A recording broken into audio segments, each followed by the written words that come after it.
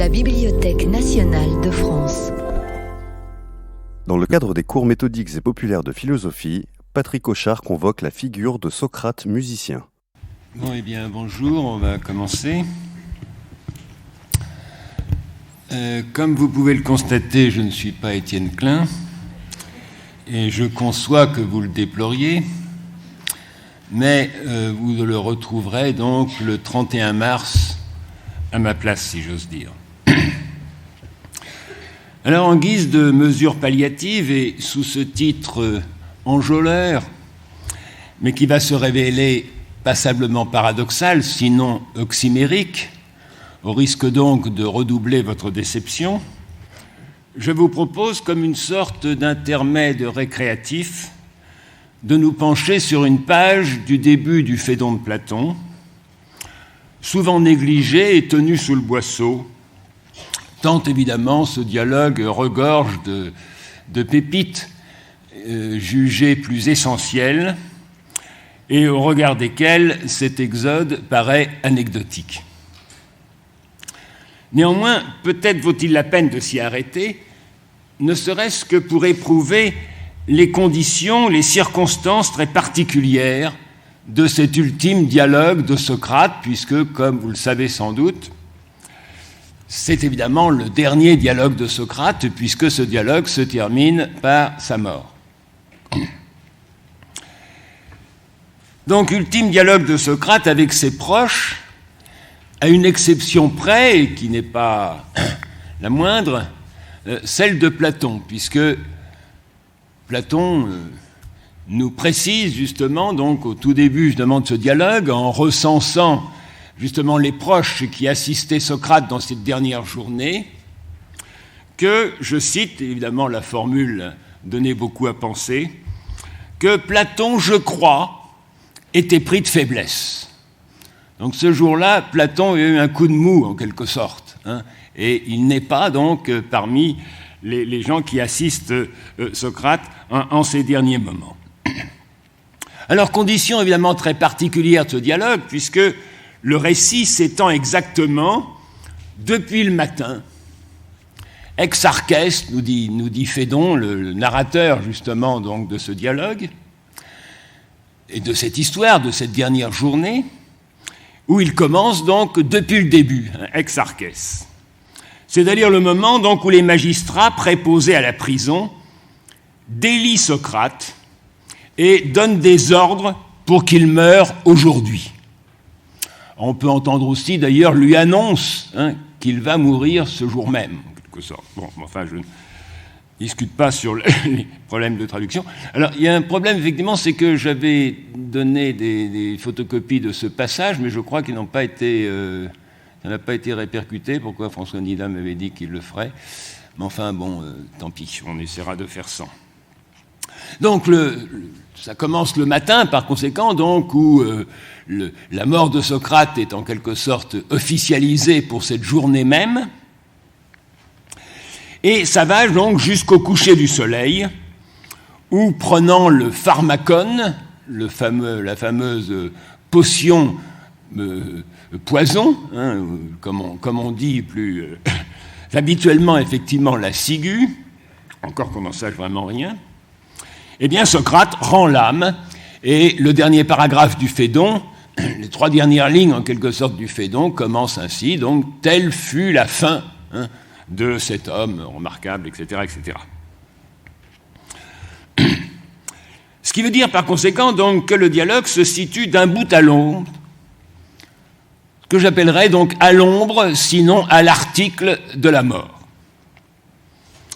Alors, quelle que soit la sérénité dont Socrate fait preuve, il lui est bien difficile, et c'est quelque chose qui revient justement tout au long du dialogue, de convaincre ses interlocuteurs qu'il n'est pas en ce jour plus mal disposé, d'humeur plus chagrine ou moins ouvert aux objections que d'ordinaire. Je cite, « Vous craignez que je sois aujourd'hui d'humeur plus difficile qu'auparavant. »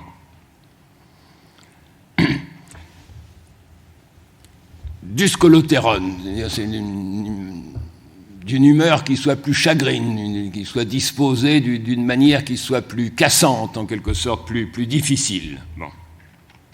Et je cite un petit peu plus loin, « Socrate écoutait et me paraissait tout content de la difficulté soulevée par Cébès.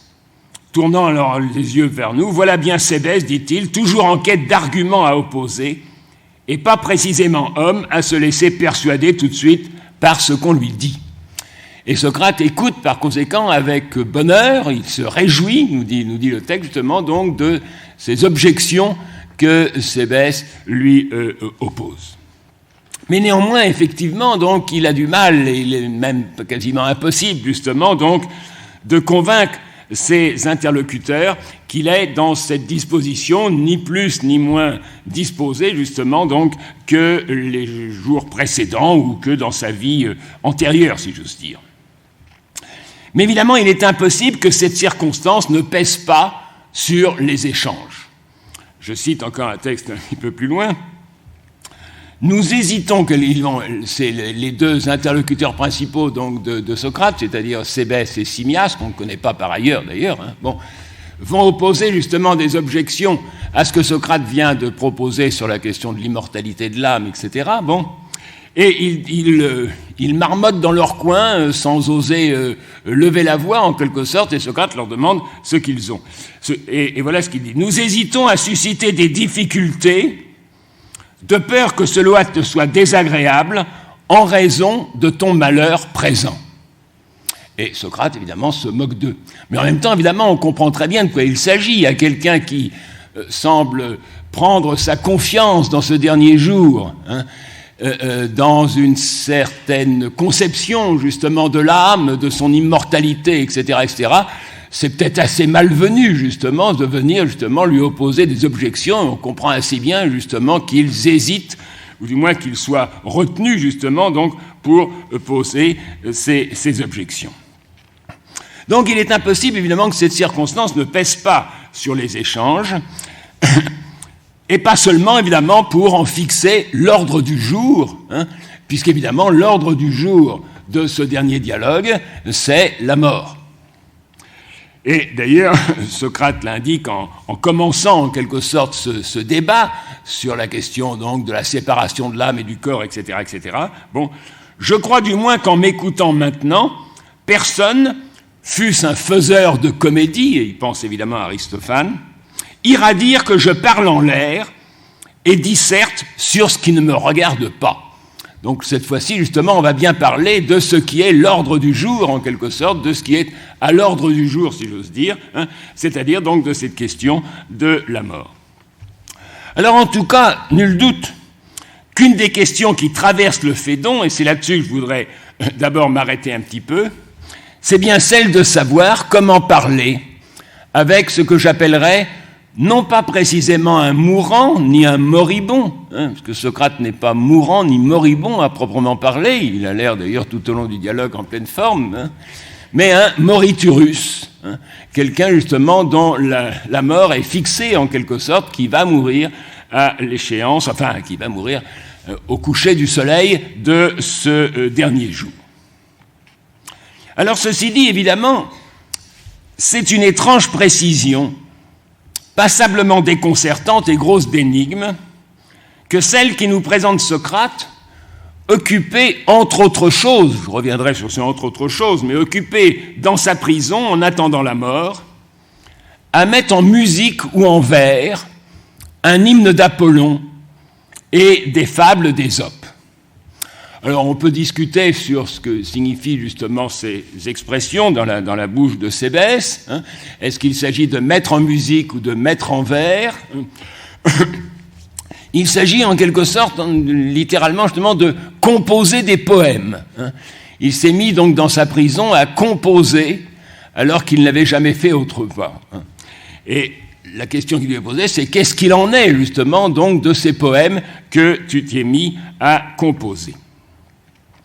Étrange occupation, donc tout à fait inattendue, et qui va évidemment si peu de soi, que de divers côtés, nous dit-on, on se demande ce qui lui a pris, ce qu'il peut bien avoir en tête, littéralement, dianoetes, qu'est-ce que tu peux avoir dans ta cervelle, en quelque sorte, qu'est-ce que tu as en tête, pour s'adonner donc à un exercice auquel il ne s'était jamais auparavant livré. L'autre terme, c'est bien cela. Hein. Il compose alors, nous dit-il littéralement, qu'il n'avait jamais composé auparavant. Comme s'il adressait donc ainsi à la cantonade un ultime message à déchiffrer, en se conduisant encore une fois, je dirais, donc, d'une façon bizarre, énigmatique, ou du moins tout à fait inattendue. C'est le Socrate atopos, qui n'est jamais à une place déterminée, en quelque sorte, ou à une place prédisposée. Alors, cette bizarrerie, d'ailleurs, ou cette énigme qui est ainsi levée, elle tient moins, justement, à la facture même de ces compositions, dont on nous dit strictement rien. Alors, évidemment, la tradition après, vous trouvez chez Diogène Laërce, la mention des premiers vers, paraît-il, donc de cet hymne d'Apollon et de ses compositions, effectivement, sur Hésiode, mais évidemment, c'est parfaitement reconstitué ou parfaitement apocryphe, si vous voulez.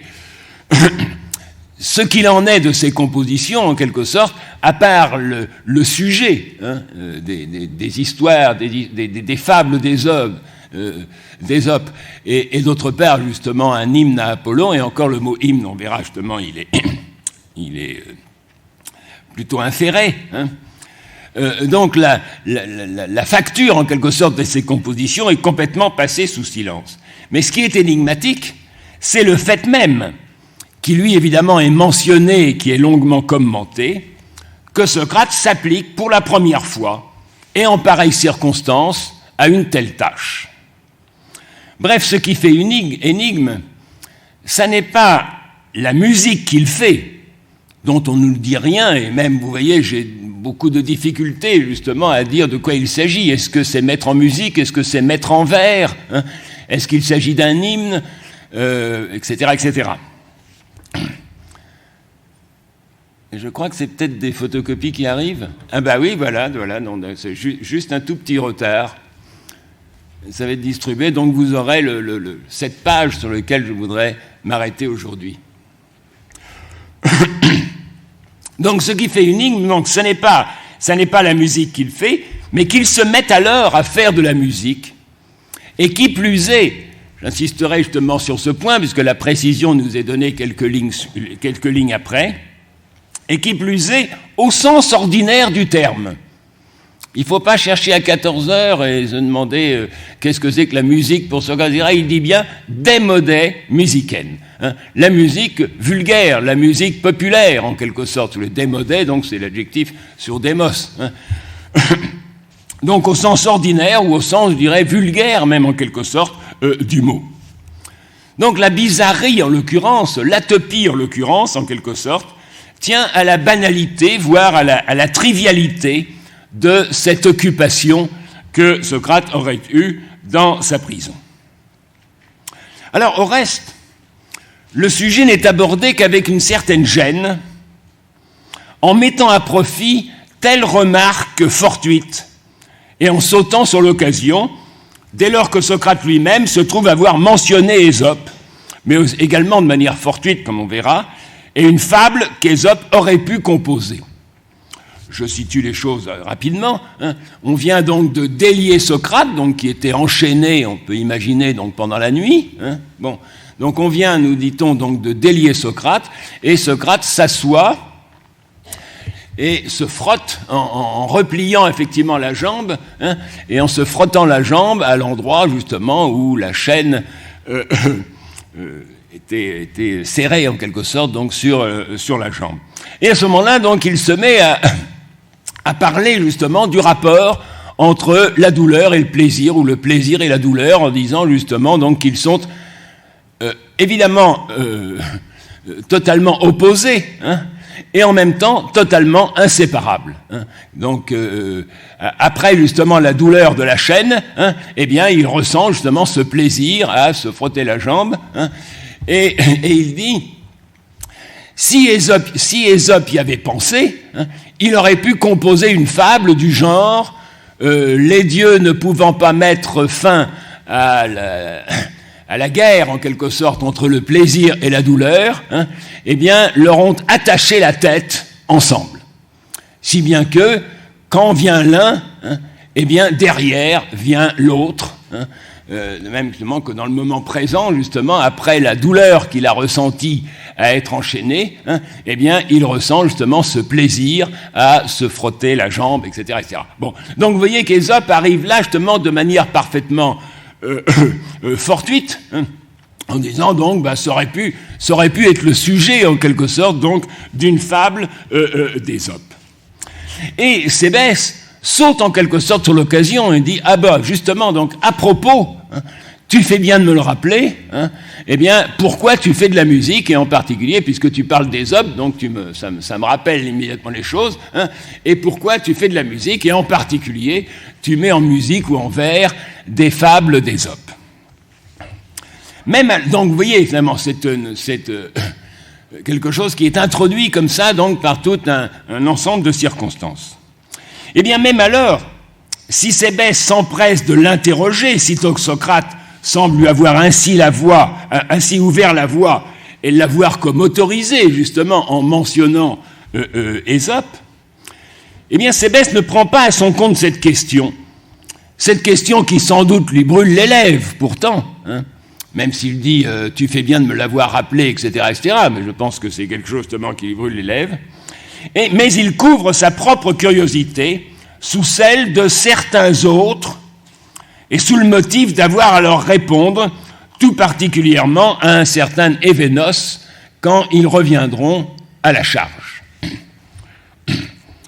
Donc c'est, nous dit-il, de divers côtés, j'ai déjà entendu des tas de gens qui s'interrogeaient et qui disaient « mais qu'est-ce qui fabrique Socrate à se mettre à faire de la musique dans ses derniers jours, en quelque sorte, alors qu'il n'en avait jamais fait auparavant ?» Ce Événos en question, on dirait juste deux mots, puisque on le connaît guère justement par ailleurs, mais il apparaît deux fois dans les dialogues de Platon, une fois donc dans l'Apologie. Il y a ici un autre savant, un autre sage, si on veut, un sophos, un homme habile, disons, un citoyen de Paros qui séjourne en ce moment chez nous, comme je l'ai appris. Et donc Socrate interroge Callias, qui était un homme qui avait 2 enfants et qui payait des éducateurs, des sophistes, effectivement, donc pour éduquer justement ses enfants. Donc il lui dit alors quels sont justement les sophistes. Alors il dit, et la réponse, Socrate me dit-il, c'est Événos de Paros et c'est 5 mines. 5 mines, c'est l'argent en quelque sorte, c'est le prix qu'il prend, qui est évidemment tout à fait exorbitant, effectivement. Bon. Et moi, je félicitais cet Événos si vraiment il possède cet art, c'est-à-dire cet art d'éduquer les enfants, d'en faire justement des hommes d'excellence. S'il possède cet art et qu'il l'enseigne avec tant de mesure, enfin 5 mines, tant de mesure, moi je veux bien. Quant à moi, je serais bien fier et bien content de moi-même si je savais en faire autant, mais citoyen athénien, je ne le sais pas. Et donc Socrate n'a jamais pris d'argent, ne fait pas justement cette éducation justement à la manière justement donc des sophistes. La deuxième mention, c'est dans le Phèdre, lorsque dans la deuxième partie du Phèdre, on s'interroge sur la rhétorique et sur la manière dont la rhétorique est devenue ainsi donc une discipline, et donc on cite justement tous les gens éminents justement qui se sont illustrés dans la rhétorique. Et le magnifique Événos de Paros, ne l'introduisons-nous pas au milieu du débat, lui qui le premier a trouvé l'insinuation, hypodélésis, c'est-à-dire une manifestation d'élésis, c'est de montrer, l'acte de montrer, mais par en dessous, par en dessous de biais en quelque sorte. Bon. Et les éloges indirects, là aussi, per epainus, ce sont des éloges, mais des éloges de biais en quelque sorte, des éloges par la bande. Bon. Et lui qui, le premier, a aussi mis en vers la technique des blâmes indirects. Là, c'est pareil. Donc, parapsogos, c'est le blâme, et para, donc ça veut dire justement de côté biaisé, en quelque sorte. pour aider la mémoire, c'est un sophos. Donc c'est un homme habile, c'est un sage, c'est un savant, si vous voulez, mais c'est un homme habile et qui mérite de figurer parmi ceux qui illustrent ainsi donc la rhétorique. Donc il s'agit, nous dit Cébès, donc d'avoir de quoi répondre à tous ces gens qui se demandent ce que peut bien faire Socrate en faisant de la musique dans sa prison, et qui évidemment donc ne manqueront pas de revenir à la charge. Et qu'est-ce qu'il faut leur dire, nous dit exactement Cébès à Socrate. Alors ces autres, évidemment, qui sinon, poursuivant Socrate de leur malveillance, seraient bien aises de donner à sa conduite des interprétations malignes et de lui inventer des motifs scabreux. Par exemple, mais je crois que le texte, même évidemment s'il ne s'étend pas évidemment là-dessus, mais le laisse supposer. Par exemple, évidemment, ce Socrate si fier, voire si bravache, jusque devant ses juges. Et je rappelle quelques passages donc de l'Apologie. « Acquittez-moi ou non, mais sachez que je ne me conduirai pas autrement, dussé-je souffrir 1000 morts. » Ou encore, pourquoi ne le ferais-je point, c'est-à-dire chercher à apitoyer ses juges, à amener les petits-enfants qu'il a et à jouer sur l'émotion, en quelque sorte. Bon, pas par bravade, ni pour vous humilier. Mais bon, s'il doit justement écarter la bravade et l'humiliation, évidemment, des juges, c'est évidemment que la manière dont il se conduit est ainsi considérée. Et de même, encore plus loin dans l'Apologie, peut-être pensez-vous que ce langage, alors ce langage, c'est évidemment la dernière provocation, je dirais, de Socrate devant ses juges, puisque ça se passe en trois moments, en quelque sorte. Il y a la défense, il y a le jugement qui dit s'il est coupable ou non, et il y a un deuxième jugement qui dit donc à quelle peine il va être condamné. Bon. Et donc on lui demande, à quelle peine tu proposes justement d'être condamné. Ben, il dit, oui, à la seule qui me semble me convenir, moi qui ai toujours été juste, etc., c'est-à-dire être nourri au Prytanée, qui était la marque d'honneur par excellence, enfin, qui était le privilège des vainqueurs aux Jeux Olympiques, etc. Bon. Et voilà ce qu'il dit. Peut-être penserez-vous que ce langage, c'est-à-dire être nourri au Prytanée, comme celui que je tenais à l'instant au sujet des larmes et des supplications, est une bravade. Bon. Donc Socrate s'est montré avec cette intransigeance, en quelque sorte, et ce caractère, je dirais même quasiment provocateur, en quelque sorte, donc au long de son procès. Eh bien maintenant, depuis qu'il est arrivé ici, nous dit-il, nous dit le texte qui commence, je crois, à circuler et que vous aurez bientôt tous sous les yeux, eh bien, depuis qu'il en est arrivé ici, eh bien, il en a bien rabattu de sa superbe, il se montre plus traitable, plus respectueux des usages, et alors qu'il se flattait hautement de n'en rien faire, pour un peu, je dirais, il implorerait les juges en faisant montre d'une piété passablement ostentatoire. Lui, évidemment, qui, entre autres chefs d'accusation, a été condamné pour impiété. La formule, évidemment, c'est celle de Theus me nomin sein, ne pas respecter, ne pas estimer, ne pas considérer en quelque sorte les dieux, ne pas faire cas en quelque sorte donc des dieux. Eh bien, ne voilà-t-il pas qu'il cède à cette sorte de bigoterie craintive qui étreint bien des hommes à l'approche du trépas, fût-ce parmi les esprits forts, et aux soins pour le moins convenus ou philistins d'être quitte, de partir en laissant les comptes en règle et en s'étant acquitté de ses dettes, sans rien devoir à personne, homme ou Dieu. Alors c'est ce que vous voyez dans le texte que vous avez presque maintenant sous les yeux, puisque Socrate en fait de la musique en se disant... On va revenir justement sur le fil de l'histoire, mais en s'acquittant ainsi, par conséquent, donc, des prescriptions d'un songe qui lui disait justement, donc, fais de la musique. Bon.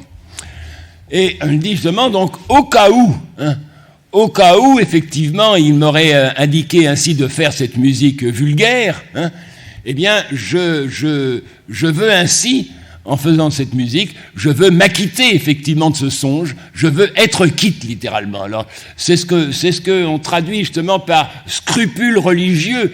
Bon, c'est vrai, le terme c'est aphosioumenos par exemple, donc qui est osios, qui veut dire le saint, le sacré en quelque sorte. Bon, il s'agit justement de se défaire effectivement du sacré, c'est-à-dire justement de régler son compte. Régler son compte, donc être quitte avec le Dieu. Ne plus être sous la coupe en quelque sorte du Dieu, mais être quitte avec le Dieu en ayant acquitté justement donc ce qu'il avait voulu.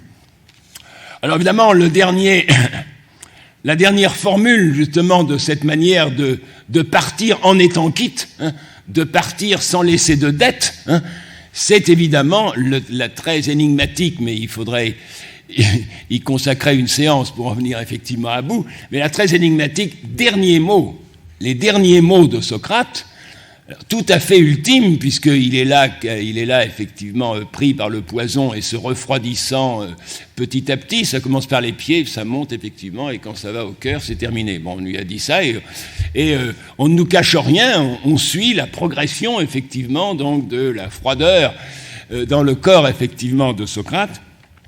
Et au dernier moment, je reviendrai sur ce point, donc il se voile la face, et il enlève simplement ce voile un instant pour dire, et ce sera évidemment ces derniers mots, « Ô Criton, nous devons un coq à Esculape, le dieu de la médecine, payez cette dette, ne soyez pas négligents. » Mais amélestété, c'est une formule évidemment très célèbre, puisque Socrate, c'est celui justement qui nous invite justement à prendre soin de nous, à ne pas être négligents à l'égard de notre âme, etc., etc.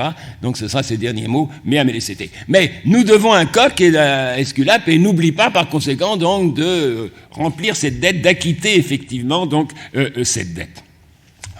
Le passage d'ailleurs le plus éloquent là-dessus, ça serait le début de la République de Platon, à laquelle je vous renvoie, qui se passe chez un nommé Céphale, le père d'ailleurs de Lysias, l'orateur célèbre, qui est un marchand d'armes tout à fait opulent, et un métèque tout à fait opulent effectivement d'Athènes, mais qui est très vieux, et donc Socrate va l'interroger sur la vieillesse, est-ce que c'est un naufrage, etc., etc. Bon, et il a l'air assez content de lui et tout ça, et donc Socrate dit oui, mais enfin c'est parce que t'es riche, peut-être que ça aide un petit peu quand même à supporter les incommodités de l'âge.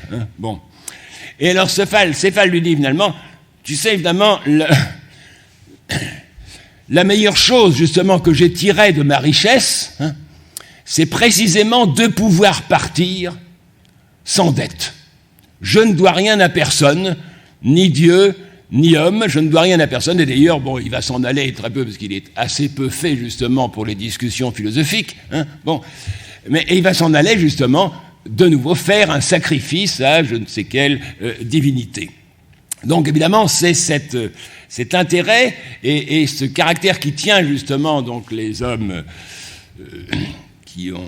pour lequel justement la mort devient imminente en quelque sorte, eh bien de se mettre en règle en quelque sorte, de s'acquitter justement donc de leur dette. Ou encore, je dirais, ce Socrate qui raillait la coutume d'inviter au banquet une joueuse de flûte et de se laisser charmer ensemble par une voix étrangère au lieu de tirer de son propre fond de quoi s'entretenir entre convives. Je cite assez longuement un passage donc, du Protagoras.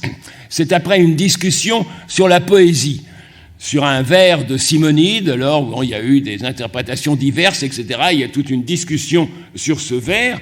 Et Socrate termine ainsi un petit peu cette discussion en disant « Ce genre de discussion sur la poésie me semble tout à fait semblable au banquet entre des gens médiocres et vulgaires. » Enfin, des gens qui ne valent pas grand-chose, en quelque sorte, et qui sont agoraion, qui sont les gens, justement, du marché, en quelque sorte.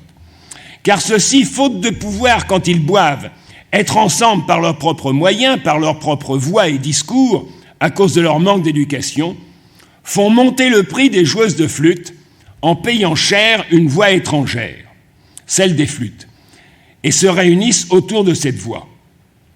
Mais quand les convives sont des gens de bien, des kaloi kagatoi, Tu ne verras pas de joueuses de flûte, ni de danseuses, ni de citharistes. Mais ils sont capables de se réunir sans ces niaiseries et enfantillages, en usant de leur propre voix, parlant et écoutant tour à tour dans l'ordre, même s'ils boivent beaucoup de vin. Ainsi, de telles réunions, quand elles rassemblent des hommes tels que la plupart d'entre nous disent être, n'ont nul besoin d'une voix étrangère, ni des poètes. Je passe quelque part. Mais ils envoient promener de telles assemblées et se réunissent d'eux-mêmes par eux-mêmes en s'éprouvant mutuellement dans leurs propres arguments. Ce sont ceux-ci, à mon avis, que nous devons imiter, toi et moi, laissant de côté les poètes et discutant par nous-mêmes l'un avec l'autre pour faire l'épreuve de la vérité et de nous-mêmes. Et c'est pourquoi d'ailleurs, le premier soin des convives du banquet est-il d'envoyer promener la joueuse de flûte, je cite, c'est au début du banquet, envoyer promener la joueuse de flûte qui vient d'entrer, qu'elle aille jouer pour elle, ou si elle veut, pour les femmes à l'intérieur. Et comme d'ailleurs le premier soin de Socrate dans le Phédon, et vous pouvez regarder maintenant le texte, est d'écarter sa femme, Xanthippe, et ses lamentations pathétiques. Eh bien, ce Socrate qui, encore en quelque sorte, se défendait d'être flûtiste, c'est encore dans le banquet, dans le fameux portrait de Socrate par Alcibiade, qui le compare d'abord à Marsyas, celui qui a inventé, le satyre Marsyas, qui a inventé justement la flûte, et là, l'art en quelque sorte de la flûte. Et Alcibiade dit « Mais, diras-tu, je ne suis pas flûtiste. » Réponse « Un flûtiste bien plus merveilleux que celui-ci, bien plus merveilleux justement que Marsyas, toi tu l'emportes à ce point sur lui que sans instrument, par de simples paroles, par des paroles nues, psylois logos, par des paroles... c'est assez compliqué parce que on trouve la même chose justement à propos des mathématiques. Les mathématiques, il y a des formules, il y a des illustrations, si j'ose dire, enfin il y a des figures, etc. etc. Là, au contraire, donc, c'est les paroles simples, des paroles réduites justement à leur plus simple expression. Donc, c'est par des paroles nues en quelque sorte donc, que tu produis le même effet que Marsyas avec sa flûte.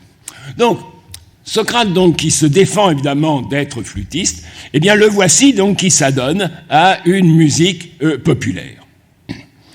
Lui, donc, qui jouait à l'original, qui ne laissait pas de ne rien faire comme personne, je cite encore dans l'Apologie ce qu'on va lui demander, puisqu'il vient de faire une première ligne de défense, et Socrate se dit « Mais me dira-t-on, Socrate, quel est ton truc ?» Je traduirais comme si pragma, enfin, qu'est-ce que c'est que ton affaire, en quelque sorte? Quel est ton truc? D'où viennent les attaques ou les calomnies à ton endroit? Car enfin, si tu ne faisais pas, je traduirais ainsi, si tu ne faisais pas d'impair aux yeux des autres, péritérotéron, quelque chose qui est impair, mais au sens justement, c'est le même jeu de mots en quelque sorte en français et en grec, si vous voulez, faire un impair, et puis c'est le nombre impair par rapport au nombre pair. Donc si tu ne faisais pas d'impair aux yeux des autres, si tu n'agissais pas différemment de la plupart, il n'y aurait pas si grande rumeur et si grands propos à ton sujet. Donc évidemment, c'est que Socrate ne fait rien effectivement comme personne. Eh bien, est-ce qu'il n'est pas maintenant soucieux de se ranger, de rentrer dans le rang, de s'occuper à des tâches bien communes, bien banales, démodées, à la manière populaire, en quelque sorte. Ou d'ailleurs, reproche inverse, inversement, Socrate qui prétendait dire la vérité dans un discours sans après, dans un discours qui ne serait pas composé à proprement parler, comme les orateurs qui l'ont précédé dans l'Apologie, puisqu'il doit répondre justement aux orateurs de l'accusation. Et il nous dit, bon, je vous renvoie au début de l'Apologie, c'est un passage superbe d'ailleurs, il dit, ils ont été formidables les orateurs, là. Bon, moi-même, pratiquement, j'y ai cru à ce qu'ils ont raconté, tellement ils étaient persuasifs et tellement ils étaient formidables, en quelque sorte. Il y a évidemment qu'une petite difficulté, c'est qu'ils n'ont rien dit de vrai. Tout ce qu'ils ont raconté est parfaitement faux, mais en même temps, évidemment, c'était parfaitement persuasif. Et par rapport donc à à cet après, à cet après de la rhétorique, à cet art effectivement consommé de la rhétorique, Socrate prétend justement lui parler sans après, sans faire le malin en quelque sorte, mais précisément donc en disant le vrai. Alors je cite, donc c'est le début de l'apologie, « Vous entendrez de ma part toute la vérité, non certes par Zeus dans un langage apprêté, comme le leur, fardé de noms et de verbes savamment agencés, mais vous entendrez des propos émis tant bien que mal, comme les expressions me viendront. » Et il en est de même d'ailleurs dans le banquet, puisque Socrate dans le banquet parle le dernier, enfin je laisse de côté le rebondissement avec l'arrivée d'Alcibiade, mais dans ce qui était prévu, il parle effectivement le dernier, et donc il y a eu 4 ou 5 discours précédents qui ont été parfaitement composés d'un style effectivement tout à fait médité, et Socrate dit, eh bien, vois donc, Phèdre, s'il est besoin aussi d'un tel discours qui fasse entendre le vrai sur l'amour, mais où le vocabulaire et la disposition des phrases seront ce qu'elles seront, comme d'aventure il se pourra qu'ils me viennent. Donc Socrate prétend justement, donc précisément, ne pas composer. Il prétend dialoguer avec le premier venu, etc., dans la rue, mais il entend justement ne pas du tout composer de discours évidemment sans après. Eh bien, voilà-t-il pas justement que dans sa prison, il s'exerce à relever et à tendre son langage, c'est l'expression qui est employée, entainas, qui est l'expression mettre en musique ou mettre en vers, les deux expressions évidemment sont possibles, mais qui implique justement donc un langage tendu en quelque sorte, et à viser justement donc le registre du poème, puisque l'interrogation de Cébès, c'est qu'est-ce qu'il en est de ces poèmes que tu as composés dans ta prison, alors qu'avant tu n'avais jamais justement composé. Eh bien évidemment, on pourrait ainsi imaginer, si vous voulez, un réquisitoire évidemment contre Socrate. N'est-ce pas là donc une manière assez pitoyable, ou plutôt assez piteuse, de se renier, de faire amende honorable, et de se fondre enfin, mais évidemment un peu tard, et de manière bien suspecte, dans la masse. Mais ce que je voudrais indiquer, c'est que, d'une manière plus générale, autour de celui qui est sur le point de mourir, et plus encore peut-être autour d'un moriturus, d'un condamné à mort en particulier, la curiosité s'aiguise, inévitable, quelque peu malséante, sinon malsaine. Tout à la fois respectueuse et obscène, retenue et indiscrète. Et elle dénote, me semble-t-il, combien tout un chacun est attendu au tournant de cette ultime épreuve, avec un sentiment assez louche qui mêle indissociablement l'attente du miracle, du merveilleux, de l'assistance ou de l'élection divine, et la complaisance maligne à souligner l'horrible banalité des choses. Je cite, c'est ce que dit Phédon tout à fait au début effectivement du dialogue, pour dire dans quel état d'esprit il a passé ce dernier jour. Pour ma part, tandis que j'étais auprès de lui, je ressentais des choses prodigieuses. Je traduirais comme ça Thomasia, on peut dire étonnante aussi, évidemment des choses étonnantes, mais c'est plutôt quand même de l'ordre du prodige, de la mort qui serait marquée justement par quelque chose qui sort absolument de l'ordinaire. Car ce n'était pas de la pitié qui me venait, comme lorsqu'on assiste à la mort d'un proche, c'était en effet chez Crate un homme heureux que j'avais sous les yeux, à en juger d'après son attitude et son langage, tant il quittait la vie avec fermeté, adéos, c'est-à-dire sans la moindre crainte en quelque sorte, avec fermeté et noblesse. À tel point qu'il me donnait l'impression, lui qui allait chez Hadès, de n'y point aller sans un privilège divin. Ane teias moiras, c'est-à-dire sans être marqué en quelque sorte par le divin, soit d'être marqué par une sorte d'élection divine. Ou encore un peu plus loin, mais j'éprouvais alors un sentiment tout à fait inclassable, ateknos atopon, une sorte de mélange insolite, etc., etc. Donc, il y a là, autour de la mort de Socrate, il y a ce caractère, chez ses proches, effectivement, ce caractère, justement, tout à fait prodigieux, d'une certaine façon, de ce qui se passe, Et en même temps, ce qui se passe, c'est effectivement donc l'horrible banalité des choses. C'est Socrate qui sera bientôt réduit à l'état de cadavre. Donc c'est un sentiment qui oscille de l'une à l'autre propension, qui confère au trivial une portée merveilleuse et qui ravale l'admirable au rang du trivial.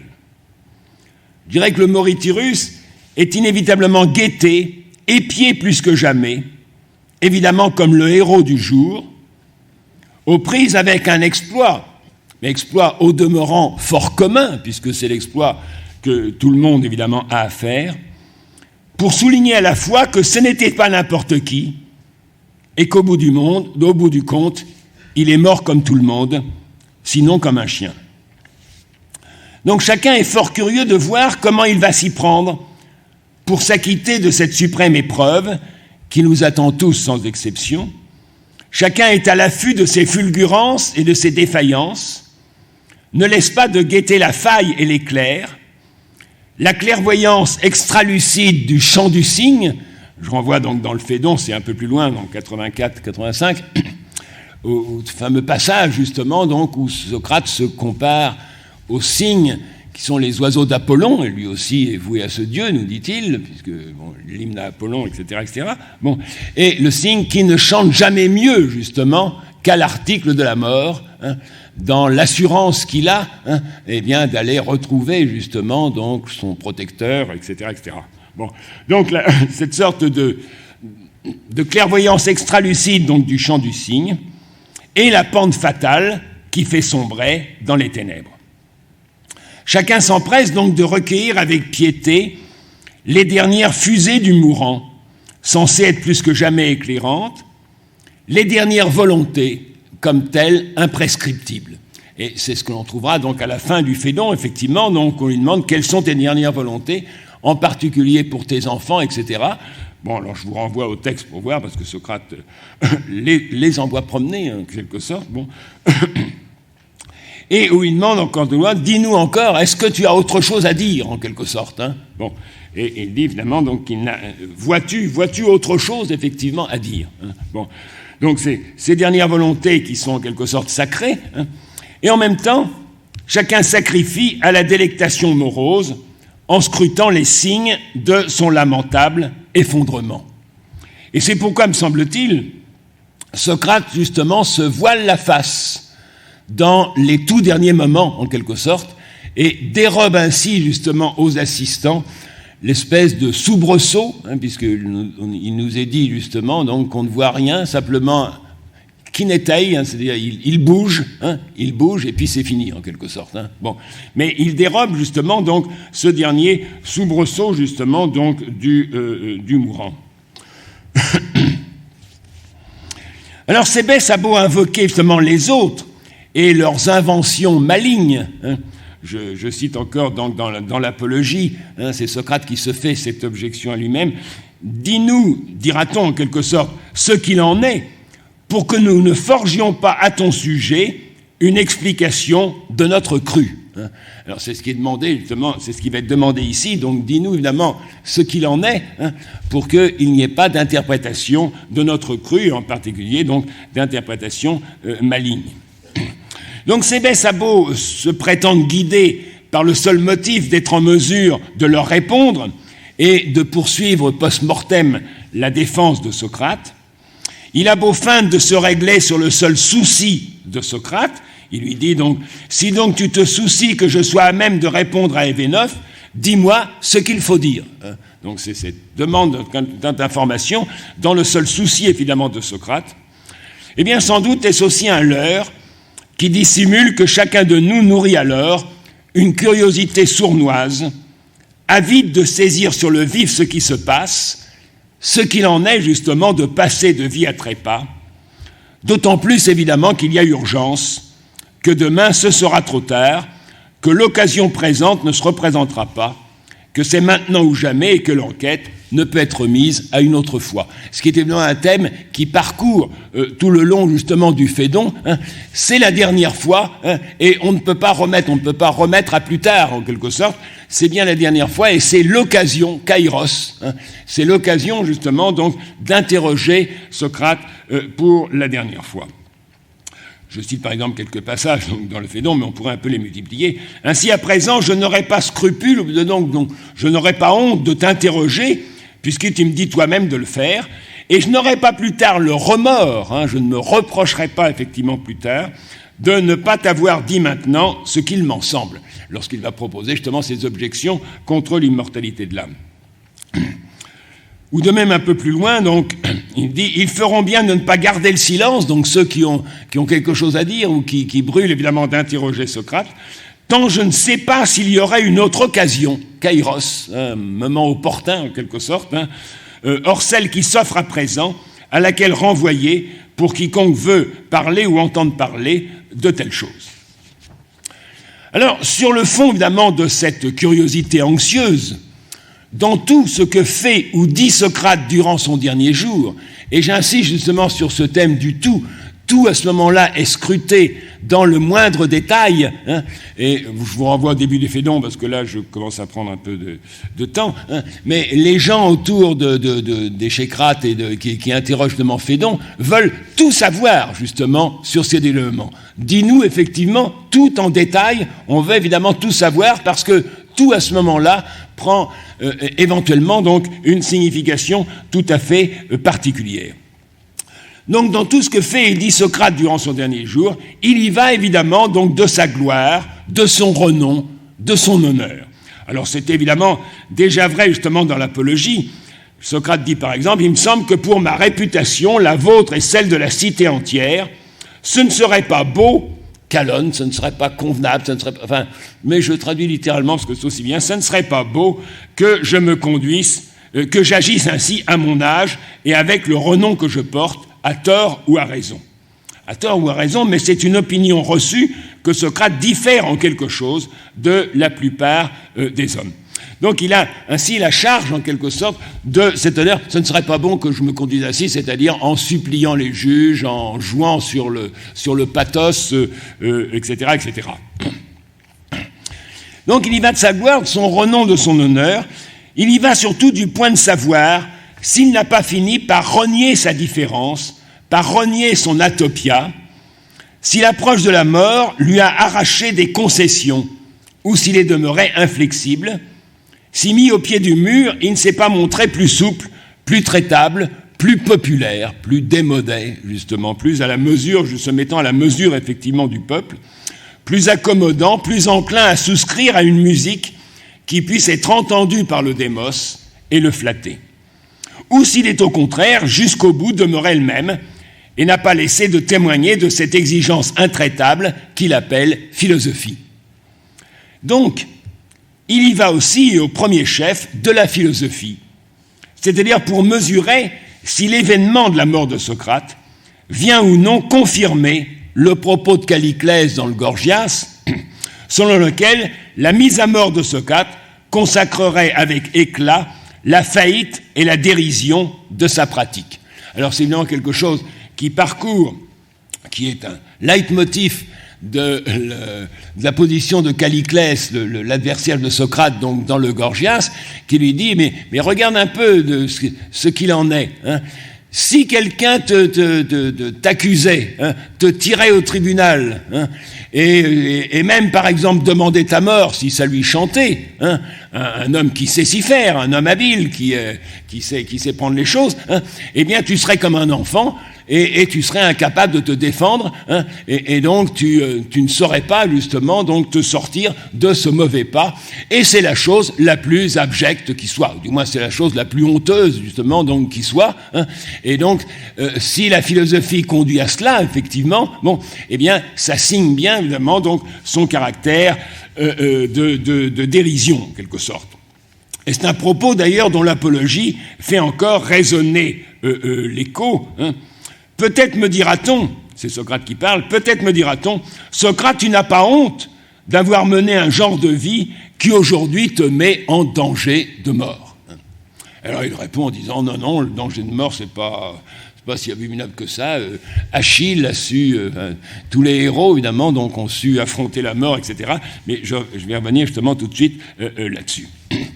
Donc surtout, c'est ça que je voulais indiquer au moins, c'est qu'il y va d'abord et avant tout de la philosophie dont il porte l'exigence et de la question de savoir si Socrate, au seuil de la mort, va ou non démentir la tranquille assurance dont il faisait preuve ou qu'il affichait face à Calliclès, s'il va finalement lui donner raison, puisque celui-ci l'invitait justement, je cite, à cultiver la belle musique des affaires humaines. Alors laisse tomber tout cela, mais mon bon, crois-moi, arrête ces arguties et cultive la belle musique. On pourrait traduire aussi des actes, ton pragmatone, mais des actes ou des affaires humaines, c'est-à-dire la musique qui est celle donc de la carrière politique, en quelque sorte, bien entendu. Bon.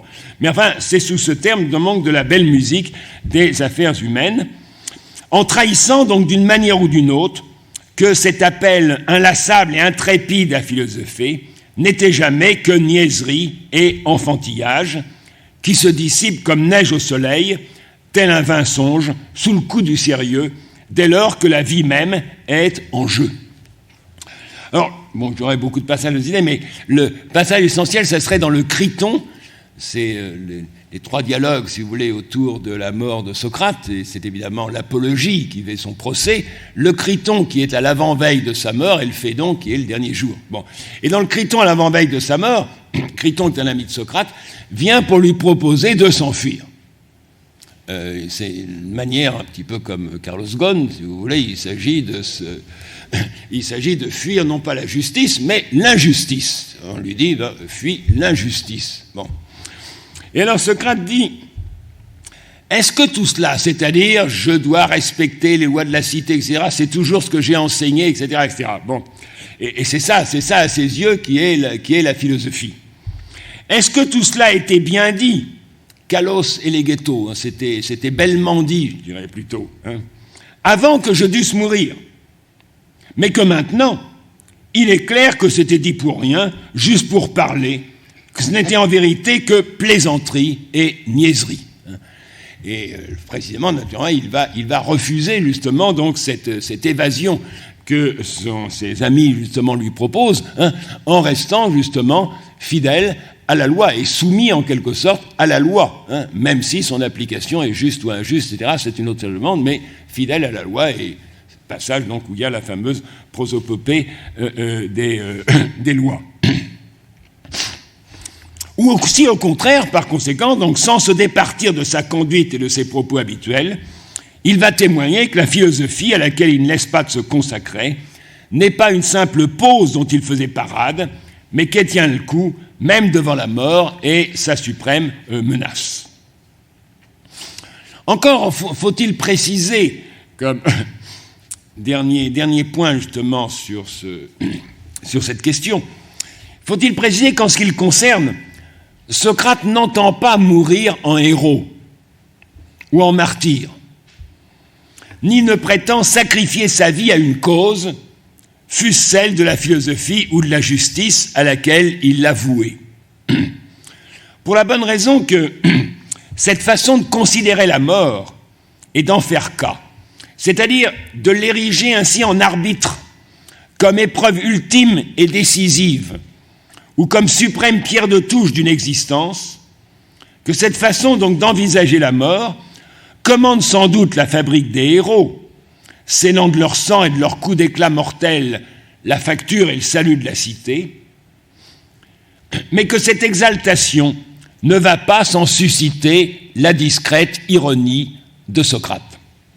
Et je me réfère à un texte que j'ai déjà, je crois, cité ici, il y a un certain temps, qui est dans le Ménexène, dialogue assez étrange qui consiste pour la plus grande part dans une oraison funèbre que prononce Socrate.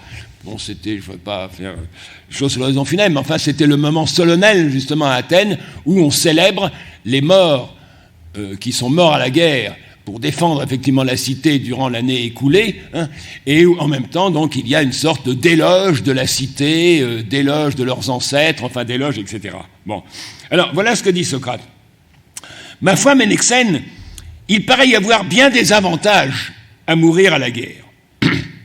On obtient une belle et magnifique sépulture, même si on a fini ses jours dans la pauvreté. Et en plus des éloges, même si on ne vaut pas grand-chose, hein, même si on est un folos, un homme médiocre ou même un vaurien d'une certaine façon. Hein.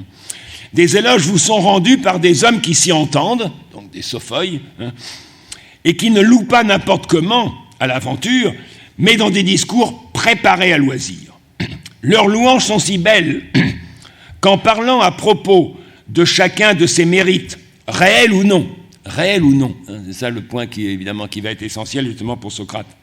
Et en faisant briller tout l'éclat des plus beaux noms, ils ensorcellent nos âmes, ils font l'éloge de la cité sous toutes les coutures, en louant ceux qui sont morts à la guerre, tous les ancêtres qui les ont précédés, et nous-mêmes, encore vivants, de sorte que moi, Ménexène, en m'entendant ainsi loué par eux, je me sens les dispositions les plus nobles, et chaque fois en les écoutant, je suis charmé, et pense être devenu sur le champ plus grand, plus vaillant et plus beau. Et suivant mon habitude, je suis souvent accompagné d'étrangers qui écoutent avec moi. À leurs yeux, j'acquiers sur le champ un surcroît, je traduirai comme ça, un surcroît de dignité auguste. Hein, le terme, c'est le terme semnos en grec, oui, qui veut dire évidemment quelque chose comme auguste en français, qui est toujours un petit peu ridicule quand même, légèrement. Hein, bon. Et cette dignité, donc cette semnotes, je la conserve plus de 3 jours, tant le discours de flûte et le son de l'orateur pénètrent dans mes oreilles. Bon. Alors, vous voyez bien cette sorte de persiflage, effectivement, de Socrate à propos, justement, de l'institution, une des institutions les plus augustes d'Athènes, hein, c'est-à-dire, justement, l'oraison funèbre. Hein. Eh bien, c'est que, quel que soit, justement, le charme de l'exercice, quel que soit l'ensorcellement hein, que cet exercice évidemment produit, eh bien, cette institution procède au mépris du vrai. Au mépris du vrai, c'est-à-dire on va faire le héros justement de gens qui étaient évidemment des vauriens. Hein. On va célébrer des mérites réels ou non. Hein. Bon, donc elle procède donc au mépris du vrai, et en ensorcelant nos âmes sous le charme et par la musique d'une gloriole qui nous nimbe en quelque sorte d'une aura illusoire sur le dos des morts.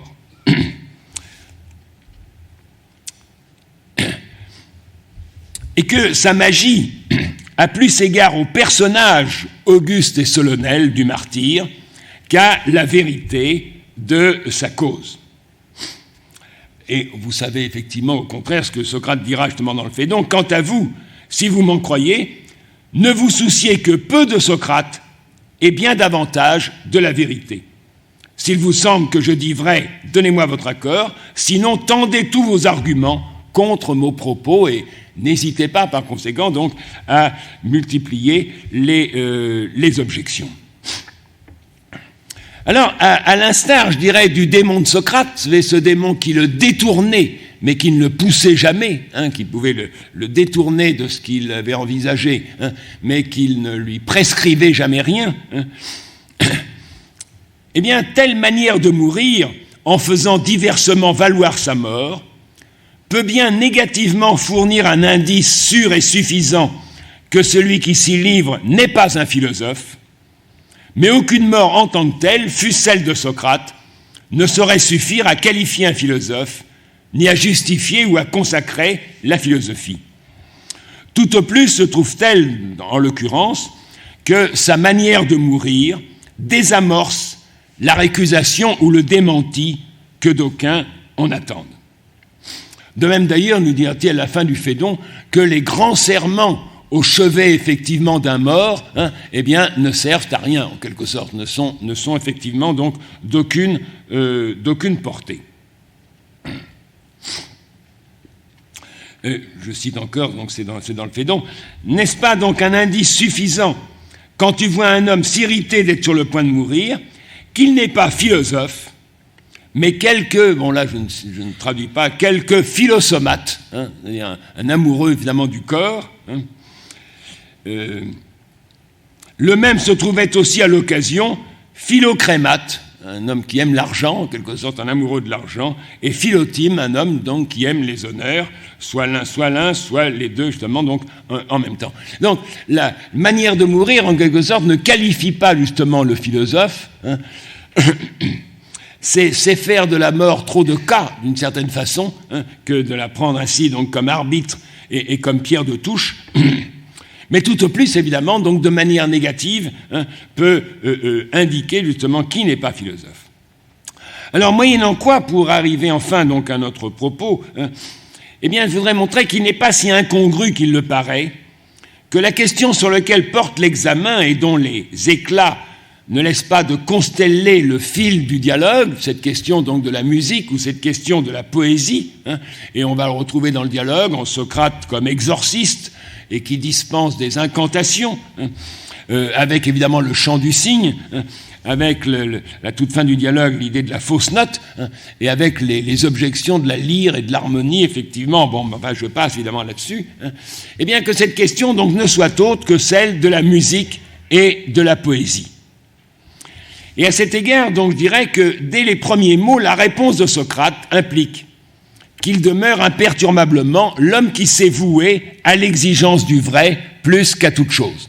Donc évidemment, les premiers mots de Socrate en réponse à la question de Cébès, c'est « dis-lui la vérité ». Dis-lui tout simplement le vrai, littéralement, ou les choses vraies, tel était.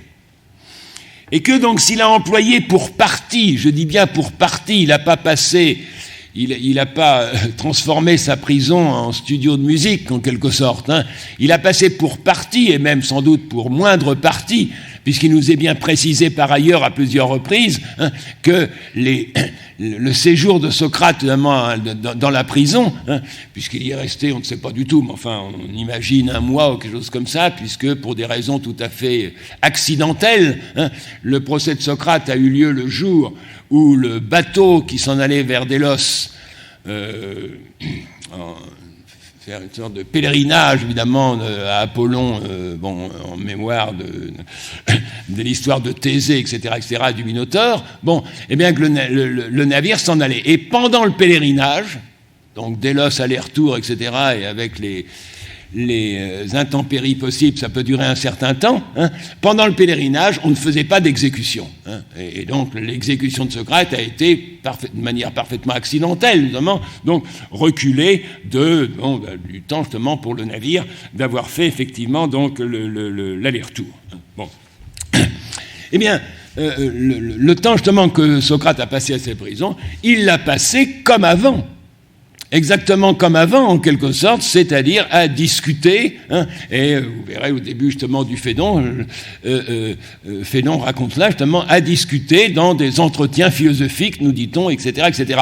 Bon, et donc, évidemment, la musique, c'était simplement une tâche accessoire.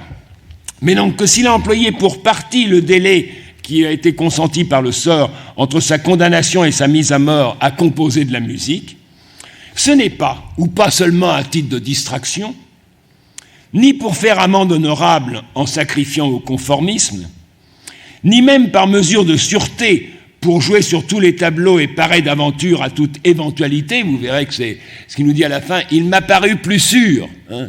Si jamais le son, je voulais dire que c'était de la musique populaire que je devais faire, il m'a paru plus sûr au dernier moment, en quelque sorte, pour mettre toutes les billes de mon côté, en quelque sorte, bon, il m'a paru plus sûr de me livrer donc à cet exercice. Eh bien, ce n'est pas donc, il ne s'agit pas exactement de parer à toute éventualité, mais d'abord et avant tout pour faire œuvre de vérité.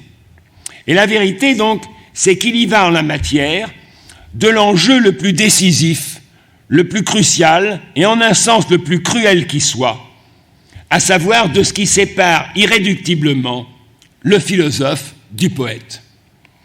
Alors c'est quelque chose évidemment donc qui sera repris, et là aussi avec une insistance qui est significative dans la République, puisque vous savez peut-être justement que dans le 10e livre de la République, le dernier, d'une certaine façon, la Constitution est faite, elle a été bouclée, et la question politique, en quelque sorte, a été bouclée, et donc le 10e livre, on commence à réfléchir sur ce qu'on a fait, et Socrate dit, eh bien, il y a un point particulier qui me semble particulièrement juste, effectivement, dans les dispositions qu'on a prises pour former cette politeia, c'est le règlement sur la poésie.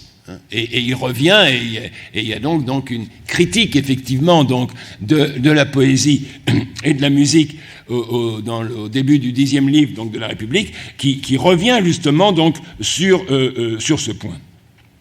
Alors, ça commence comme cela, donc, dans ce 10e livre de la République. Il faut que je le dise, repris. Cependant, une certaine affection filiale, un certain respect, Aïdos, que depuis mon enfance j'ai pour Homère, m'empêche de parler.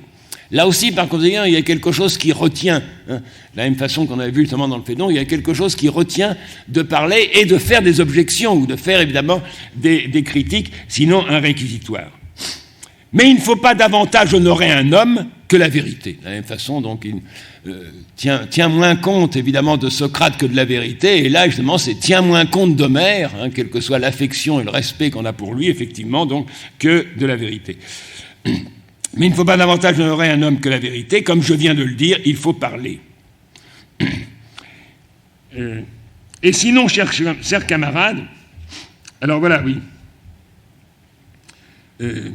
Et sinon, chers camarades, nous ferons comme ceux qui, ayant jadis éprouvé de l'amour, lorsqu'ils en sont venus à penser que leur amour n'est pas à leur avantage, se font sans doute violence à eux-mêmes, mais ne manquent cependant pas de s'en écarter.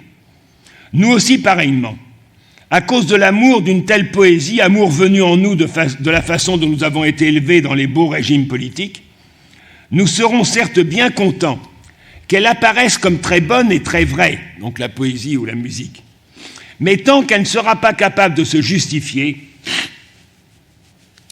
nous l'écouterons sans cesser de nous chanter cet argument que nous disons et cette incantation, en prenant garde de ne pas retomber dans notre amour d'enfance, qui est aussi celui de la plupart des gens. Alors, bon, ce texte demanderait évidemment beaucoup d'explications et on pourrait y arrêter longtemps, puisque il va justement commander une sorte de condamnation, d'une certaine façon, de la poésie, ou du moins de restriction extrêmement drastique de la poésie et de la musique dans la cité platonicienne. Bon. Et en même temps, justement, cette manière justement de résister en quelque sorte au charme de la poésie est prise comme une incantation. C'est-à-dire, on va continuer à se chanter, justement, donc, ces arguments comme des incantations. Ben, donc, il faudrait lentement reprendre. Mais ce point qui m'intéresse ici, justement, donc, c'est ce caractère cruel, justement, ce caractère cruel du divorce entre le philosophe et le poète. Et de la manière, justement, dont le philosophe doit nécessairement, aux yeux de Socrate, s'arracher justement à ce charme de la poésie.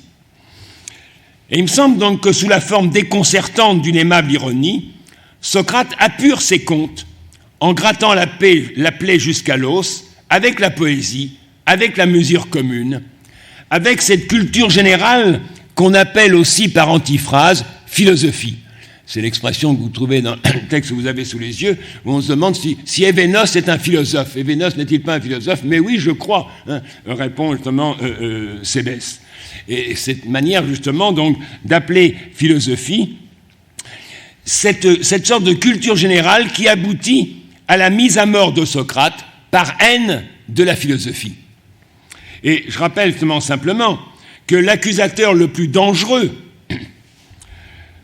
de Socrate, celui qui mène l'accusation en faisant valoir la vieille diffamation diffuse à son encontre qui remonte jusqu'à Aristophane, c'est ce que vous pouvez trouver donc dans l'Apologie de Socrate, celui qui propose la condamnation à mort, le seul que Socrate fasse comparaître dans sa défense, et dans l'Apologie de Socrate, il y a un dialogue entre Socrate et son accusateur, justement, principal à ses yeux, eh bien c'est justement Mélétos, qui est le porte-parole des poètes, celui, nous dit Socrate, qui porte la haine des poètes, ou qui porte, disons, l'animosité, justement, donc, des poètes.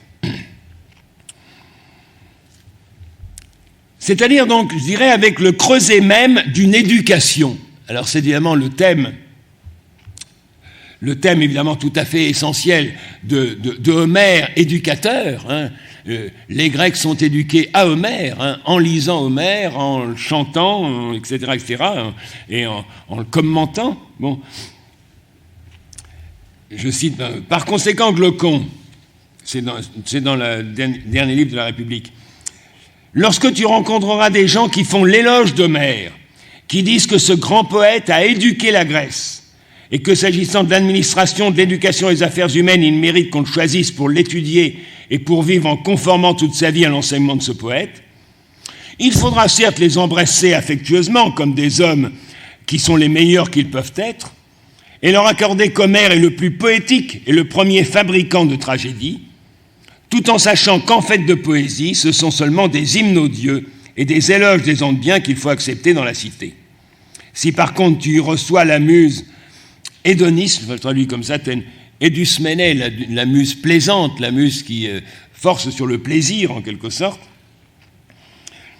soit épique, soit lyrique, plaisir et douleur règneront ensemble dans la cité en place de la loi et de l'argument considéré collectivement comme le meilleur en chaque occasion. Alors, cette critique évidemment de la poésie dans le dernier livre de la République, hein, c'est de la considérer comme le creuset même d'une éducation qui se repaît de fantasmes, hein, fantasmata, qui se replaît de faux semblants, hein, d'idoles en quelque sorte, idola. Sans même, nous dit-on, se soucier du vrai, sans même approcher du vrai, nous dit-il, et sans même se soucier du réel. Le faiseur de fantômes, enfin, ou le faiseur de semblants, enfin, d'idoles, ou de faux semblants plutôt, hein, ce que l'on appelle justement l'imitateur, parce que c'est ce thème de cette critique, hein, n'entend rien au réel, il ne connaît que ce qui semble. Et en exploitant par conséquent le charme et la magie de la musique, il s'agit donc de rompre ou de régler ses comptes, comme j'essaie de l'indiquer, avec cette inépuisable matrice de toute fausseté qui enjôle nos âmes dès l'enfance jusqu'à nous inspirer tendresse et respect pour ceux-là même qui nous abusent, qui nous fait illusion, pour le sorcier Homère, dont la mise en scène nous fait évoluer dans un décor de faux-semblants. Alors, ce charme de la musique, évidemment, il est indiqué, évidemment, comme cela, c'est toujours dans le texte de la République, tant ces choses en elles-mêmes, c'est-à-dire le maître, le rythme et l'harmonie, tant ces choses en elles-mêmes possèdent par nature un grand charme enjôleur. Quelle estime, hein, quelque chose qui ensorcelle ou qui charme. Et la preuve en est, nous dit Socrate, que quand les expressions des poètes sont dépouillées, c'est-à-dire sont mises à nu, hein, gymnotenta, sont dépouillées des colorations de la musique et qu'elles sont énoncées en elles-mêmes par elles-mêmes, elles ressemblent au visage de ceux qui ont l'éclat de la jeunesse, mais qui sont sans beauté, tels qu'on en vient à les voir lorsque leurs fleurs les a quittés. C'est d'ailleurs un thème qu'on trouvait déjà justement dans le Gorgias. Hein. Si on enlève à n'importe quelle poésie la mélodie, le rythme et le maître, que reste-t-il sinon des discours, logoi? Tout à fait. Or, ces discours ne s'adressent pas à la foule, donc la poésie est une sorte de discours au peuple, des Mégoria. Alors, à ce compte, deux précisions qui encadrent la réponse de Socrate ne manquent pas de nous alerter, de faire pressentir le paradoxe. C'est pourquoi, évidemment, j'aurais dû mettre un point d'interrogation au moins à mon titre, mais le paradoxe selon lequel Socrate fait de la musique justement pour signifier de la façon la plus catégorique qu'il n'est pas musicien. C'est-à-dire combien, première indication, première précision, combien d'abord la raison qui l'engage à composer de la musique et à cultiver le maître vise précisément à accuser un irrémissible écart avec la fabrique poétique et ses prestiges, ou ce qu'on peut appeler sa thaumaturgie. Si donc ces productions musicales ou poétiques nous sont dérobées, c'est que seul importe en l'espèce l'acte même de faire de la musique, mais l'acte même de faire de la musique pour autant qu'il n'a rien à voir avec le motif qui pousse Événos à composer ses œuvres et à les faire connaître, puisque c'est un sophiste, mais aussi donc un poète lyrique. C'est-à-dire que Socrate ne prétend nullement, nous dit-il, entrer en concurrence avec lui. Il ne se pose pas en vis-à-vis, en quelque sorte, anti-technos. Il ne se pose pas en concurrent à l'égard d'Événos, c'est-à-dire à l'égard de ce musicien professionnel, en quelque sorte. Et il n'entend pas lui disputer sa place sur le marché de l'art musical, mais qu'il procède dans une toute autre intention. De même, dernière précision, tout à fait à la fin de la réponse de Socrate, qu'il n'entend aucunement se mettre à inventer des histoires captivantes, ni devenir, doué ou non qu'il soit pour ce faire, artisan de mythes. Je cite la fin effectivement du texte.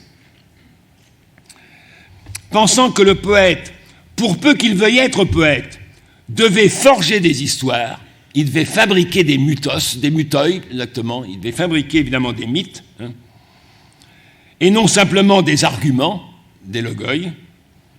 Et pour ma part, je n'étais pas, je traduirais comme ça, expert en histoire. Littéralement, il disait, pour ma part, je ne suis pas mythologique.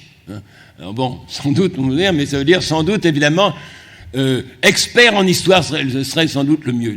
C'est pas tellement qu'il ne soit pas doué pour raconter ou pour inventer des histoires, c'est qu'il n'entend pas justement être justement donc un expert en musique. C'est-à-dire qu'il se trouve, nous dit-il, donc faire de la musique dans le seul dessein d'interpréter un songe et de s'acquitter de sa prescription ou de se soucier de son avertissement. Autrement dit, Socrate fait de la musique en ayant garde d'en diffuser le venin, donc cette musique, il la garde pour lui d'une certaine façon, s'il fait de la musique. Et il ne s'agit pas donc d'un reniement, mais je dirais il s'agit d'une ironie semblable à celle qui lui fait soutenir dans l'apologie, accusé qu'il est d'impiété, qu'il se tient fermement au service du Dieu et qu'il n'a jamais eu d'autre soin que de s'enquérir du sens de son oracle et de le vérifier. Bon, vous connaissez l'histoire, je ne me répète pas, mais enfin, bon, Chéréphon était allé à Delphes et il avait demandé à la Pythie, une interrogation bizarre, est-ce qu'il y a quelqu'un qui est plus sophos que Socrate? Et la Pythie avait répondu non. Il n'y a personne qui soit plus sophos que Socrate. Bon. Et c'est ce qui aurait lancé justement donc la carrière de Socrate, qui s'est demandé après, et qui a fait qu'est-ce qu'a bien voulu dire le Dieu? Alors que je sais que je ne sais rien, qu'est-ce qu'a bien voulu dire le Dieu en disant qu'il n'y avait personne qui soit plus sophos, évidemment, que moi? Et donc il a passé sa vie, en quelque sorte, à répondre à cette question et à vérifier l'oracle, puisque l'oracle ne peut pas dire de mensonge, en quelque sorte, à vérifier en quel sens donc devait être pris l'oracle. Et là, ici, par conséquent, il s'agit de vérifier ou d'éprouver, évidemment, ce qu'a bien pu voulu dire le songe en lui disant « fais de la musique ».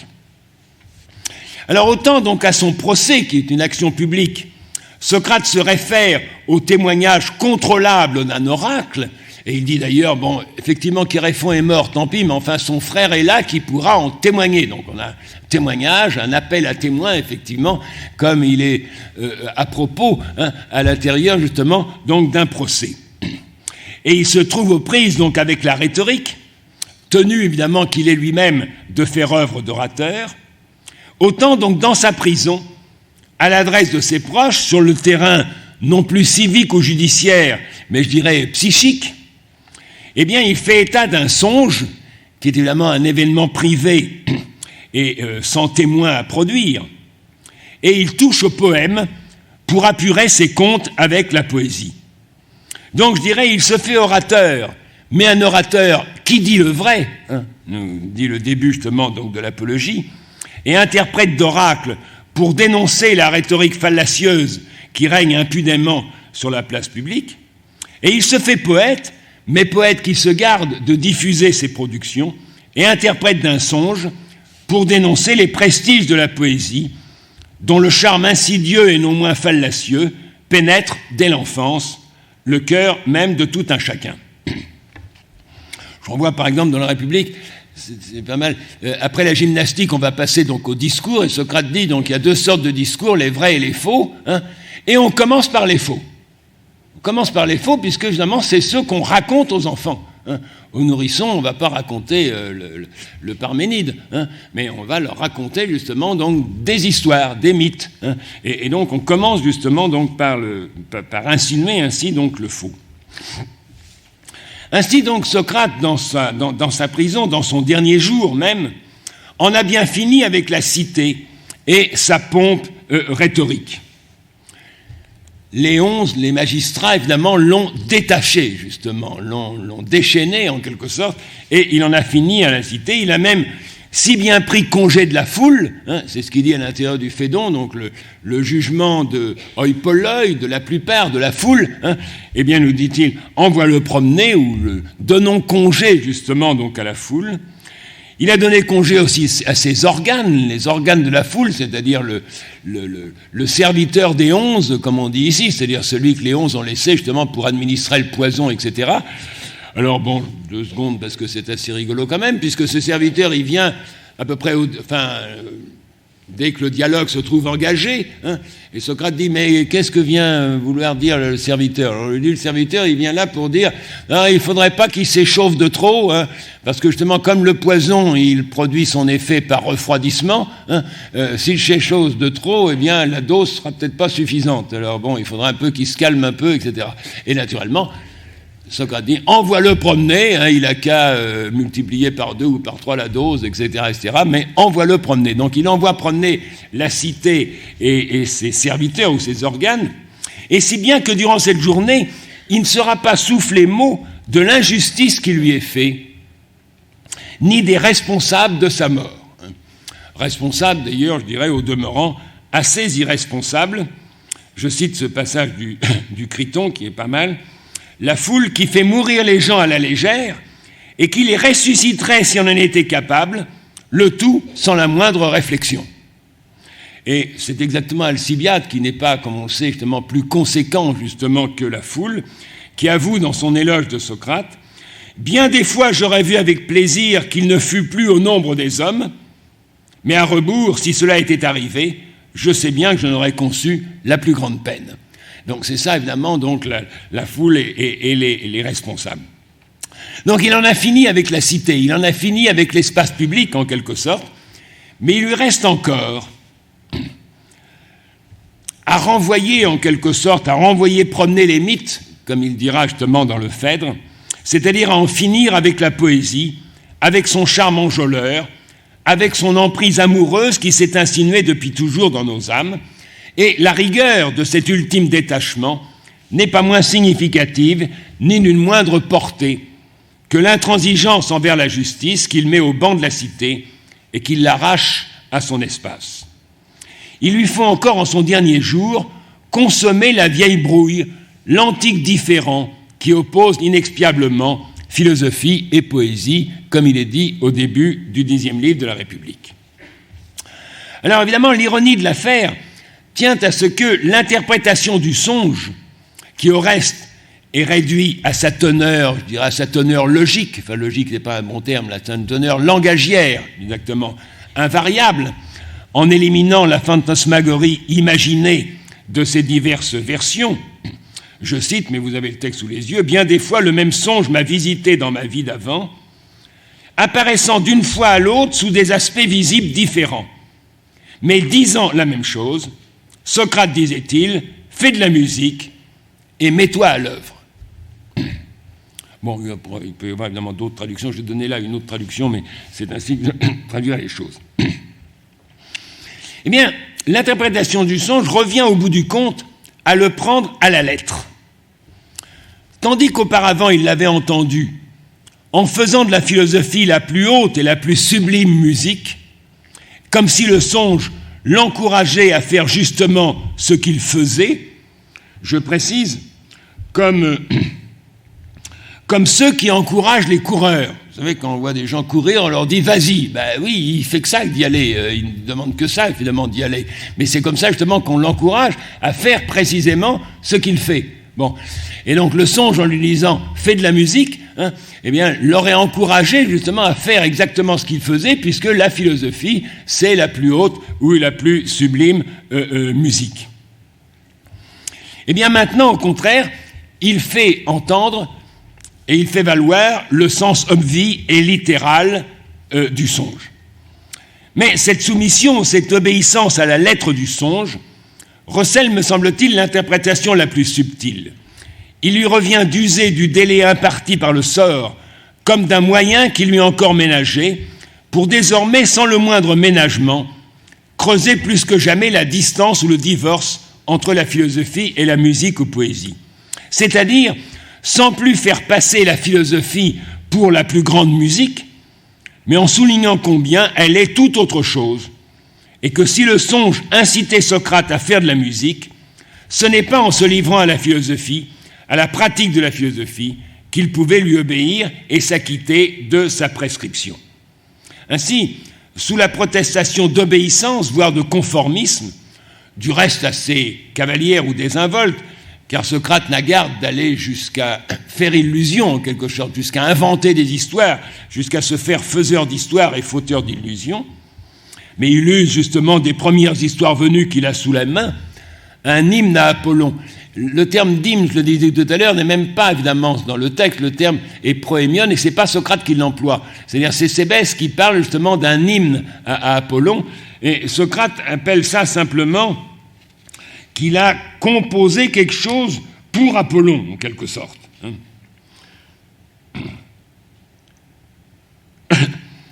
Donc cet hymne à Apollon et des histoires, évidemment, d'Ésope qu'il connaissait par cœur. Donc sous la protestation d'obéissance, plus que jamais, Socrate se montre réfractaire au consensus, imposé à force de confusion et à coups de faux-semblants. Plus que jamais, il entend faire la différence et la donner à penser. Alors sans doute, comme il dit dans l'Apologie, il n'est pas né d'un chêne ni d'un rocher. Sans doute, comme tout à chacun, Socrate rêve. Il y a même un rêve extraordinaire que je vous renvoie sans le noter cette fois-ci dans le Criton, donc, et qui lui annonce sa mort et qui lui annonce la date exactement justement de sa mort. Et il n'est pas insensible au charme de la musique comme aux délices de la poésie. Mais il nourrit en lui, avec une exigence qui ne fléchit point, le pharmacone. Cette fois-ci, le pharmacone, ce n'est pas exactement le remède ni le poison, c'est, je dirais, l'antidote. Et l'antidote, justement, à la ruine que produit la poésie dans certaines âmes, c'est justement la connaissance de ce qu'est la poésie.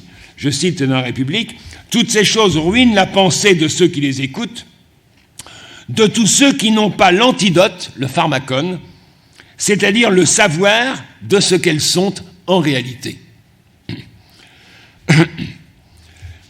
Et donc cette exigence qui lui intime de ne pas confondre le rêve et la réalité, de ne pas prendre la musique ou la poésie, fût-ce la plus sublime, pour la philosophie, ou encore de se garder de cette fausse note qui fait appeler logos ce qui est mythos, ce qui est histoire fallacieuse en quelque sorte, et c'est le terme, Cébès parle justement des logoi d'Ésope, alors que Socrate parle toujours justement des mythoi effectivement d'Ésope, qui fait passer un sophiste pour un philosophe, c'est ce qu'on a vu tout à l'heure donc à propos d'Événos, ou, tout à fait à la fin du Phédon, qui fait nommer Socrate son corps bientôt réduit à l'état de cadavre.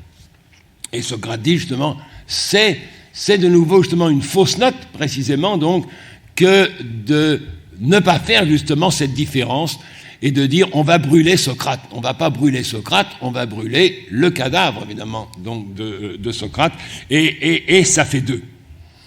Donc au seuil de la mort et sur le point de consommer le pharmacone, cette fois-ci le poison évidemment, Socrate poursuit son entreprise d'élucidation et par amour du vrai et de la pensée, comme il dit justement dans le Phédon, à l'affût du réel, à la chasse au réel, nous dit-il exactement, tout ontos terra, il n'a rien tant à cœur que de creuser plus profondément que jamais la différence entre la philosophie et la musique ou poésie. Autant dire enfin qu'à l'oreille de ce dialogue qui est émaillé de références orphico-pythagoriciennes, Bon, c'est évidemment un gros mot, parce qu'en plus, on ne sait à peu près rien, ni sur l'orphisme, ni sur l'école pythagoricienne, mais enfin, bon, c'est des formules qui traînent évidemment un petit peu dans les coins. Et là, justement, dans le Phédon, il y a beaucoup de ces formules qui émaillent évidemment le dialogue. Eh bien, Socrate prend aussi résolument ses distances avec la Sophia de Pythagore, et au premier chef avec une démarche à laquelle on attribue l'invention du nom même de philosophie et de philosophe, puisque Pythagore était celui justement qui a employé pour la première fois ce terme de philosophie et de philosophe. Et à preuve, sa manière de nouveau fort désinvolte de rompre la règle du secret, sans marquer la moindre réticence, en divulguant une formule sacrée. Donc cette formule sacrée, alors c'est à propos du suicide, etc., et c'est le fait que nous sommes sous la garde des dieux, ou dans une garderie des dieux, ou assignés à résidence, comme on peut traduire justement par les dieux, et donc on n'a pas le droit de s'échapper nous-mêmes, de s'échapper par nous-mêmes, hein, qu'on serait comme ça, comme un esclave fugitif, etc., etc. Bon. Eh bien, il divulgue justement cette formule qui est tenue pour grandiose, et évidemment en même temps pour assez énigmatique, comme il dit, difficile à pénétrer. Hein, bon. À raison sans doute qu'elle est dérobée au commun, et du même coup qu'elle est censée recéler une portée ineffable. Eh bien, je dirais qu'on n'a rien de tel chez Socrate, on n'a aucune retenue qui sacralise ou qui solennise ses propos, quand il ne brûle effectivement de ne rien d'autre que d'examiner à fond et en commun, de diaskospein, hein, examiner à fond évidemment et en commun, ce qu'il en est de notre commune condition et des biens qu'il nous incombe à tout à chacun, tant que nous sommes, de reconnaître. Alors quoi, Socrate, dit Simmias? Est-ce que tu as en tête de t'en aller en gardant pour toi, seul à l'esprit, une telle pensée, ou ne la partagerais-tu pas avec nous? Car c'est là, à mon sens, quelque chose de commun et qui est bon aussi pour nous, en même temps pour toi, ce sera ta défense si tu nous persuades de ce que tu dis. Car encore, et ce sera donc le propos de Socrate dans le Phédon, que de discuter justement, de dialoguer justement sur ce bien que nous avons tous en commun, qui est de reconnaître ce qu'il en est de la mort, de sa portée ou de sa non-portée, etc., etc. Bon. Et encore doit-il se défendre, faire son apologie, faire encore sa défense, comme au tribunal, dit-il lui-même, hein, d'abandonner ses compagnons, ce qui est quand même assez fort, puisque en même temps, il est pas, c'est pas de sa propre initiative justement qu'il les abandonne, pour le moins, hein, mais c'est bien ce terme, Socrate, tu nous abandonnes, et qui plus est, apparemment, d'un cœur léger, hein, puisque finalement, il meurt radios, c'est-à-dire facilement, d'une certaine façon, ou exactement donc d'un cœur léger. Je vous remercie.